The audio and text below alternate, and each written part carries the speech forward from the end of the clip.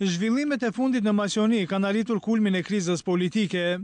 Megjithatë, burimi i saj nuk është nga 24 dhjetori, por gjeneza e krizës daton shumë më herët, që nga ardhja në pushtet e VMRO DPMNE-s me në krye Nikola Gruevskin. Në këtë drejtim ishin edhe rekomandimet e mëhershme të komisionerit për zgjerim Stefan Füle, që Maqedonisë t'i jepej datë për negociata, sepse rrezikohet nga konflikti ndërretnik dhe vendi do të ngesë në rrugën euroatlantike. Ndërkohë që vendimi për bojkot i opozitës flet se në Maqedoni problemet nuk mund të zgjidhen në mënyrë demokratike.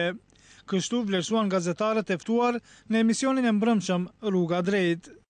Ja samo sakam da podsjetim.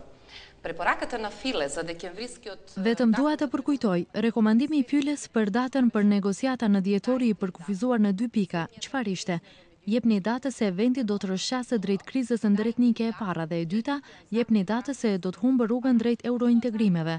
Në rast se këto i analizojmë më mirë, shihet e qartë se Fyle kërkonte datë për Maqedoninë, sepse vendi është i kontaminuar me krizë, të cilën nuk mund ta shihni qartë sepse VMRO-ja ka kolonizuar hapësirën publike, paguan dhe blen gjithçka. Tani mendoj se gjërat do ta shpërsohen pak më shumë. Ako je samo problem v SDSM, pa to je najlesna rabota. Në rast se është problemi LSDM-s, kjo është puna më e lehtë. Atëherë ajo nuk është problem sepse në asnjë mënyrë nuk ndikon. Ne do të shëtisnim në për rrugë, do të arktohemi e kështu me radhë. Ajo as pak nuk do të ndikonte në sistemin politik. Megjithatë, a kemi sot parlament funksional? A kemi parlament i cili në mënyrë legjitime mund të vendosë për shumë çështje? Në rast se është kështu, atëherë qenë do të lehin, karavani do të ecë dhe gjithçka do të jetë në rregull. Po shihet qartë se nuk është kështu dhe këtu është kriza. Gjatë debatit nuk u anashkalua se emërimi i Talat Xhaferit në postin e ministrit të mbrojtjes.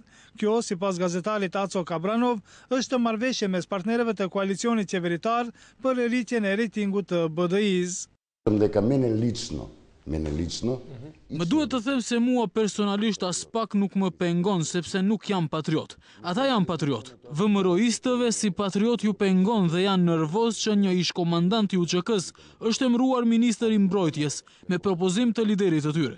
Dhe bashmir që bëjnë pauzë, me që kam përshtypjen se Ahmeti ka filluar ta harxhoj Gruevskin. LSDM-ja e harxhoi PPD-n, VMRO-ja e harxhoi PD-shën dhe tani kur të gjithë po mendojmë se Ali Ahmeti është marionet në duart e Gruevskit, doli se Ali Ahmeti po e harxhon Gruevskin.